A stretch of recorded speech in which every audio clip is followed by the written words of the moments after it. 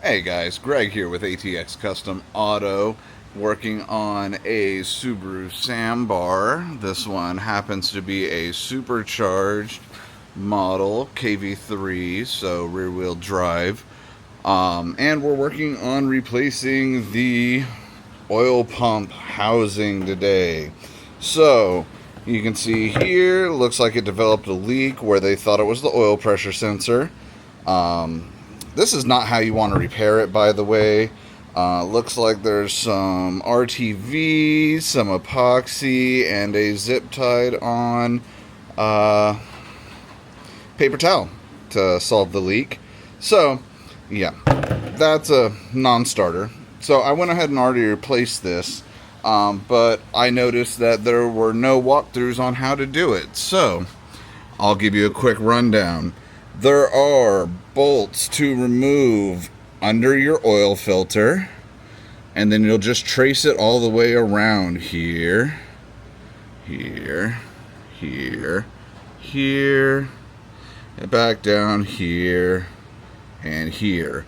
You're also going to have to remove 4 bolts here, here, and here from the oil pan itself. Now, I know that stinks, but what sucks even worse is you're going to have to remove the whole oil pan anyway.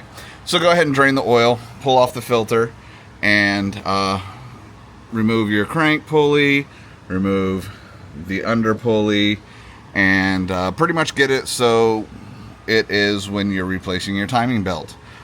You'll then be able to pull this straight off. There's almost no resistance. You will have a buildup of RTV more than likely, either from the factory or from any previous repairs done. So you're gonna have to get a pry tool. The best place I found to get leverage is right here between the oil housing and the block itself, and just gently pry there with a tiny pry bar. So once you get that off, you're going to again take off the entire oil pump housing the entire oil pan. Let's see if we can get this guy looking better. You'll take off the whole oil pan. Your dipstick should already be out. Once you remove the oil pan, you will have to also pull off the oil pickup, as it does bolt. Let's go back to the old one. It does have 2 bolts from the oil pickup that will hold this pump housing in place, here and here. And then you have 2 bolts inside the oil pan where it actually mounts to the block as stabilization mounts. So you'll have to remove those as well. Pretty much 90% of what you're doing are all M10 screws, so get your 10mm ready. I'll throw in some pictures of a couple steps in the process so it makes it easier. Then once you have all that out, once you have the housing out, again, pries right off.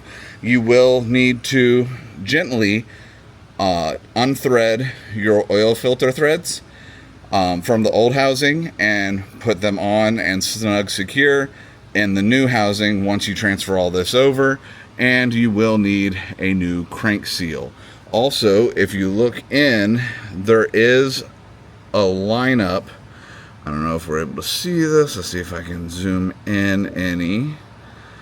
You'll see here where you will need to line up the new oil pump housing with the flat sides of your crank, or else it won't seat properly.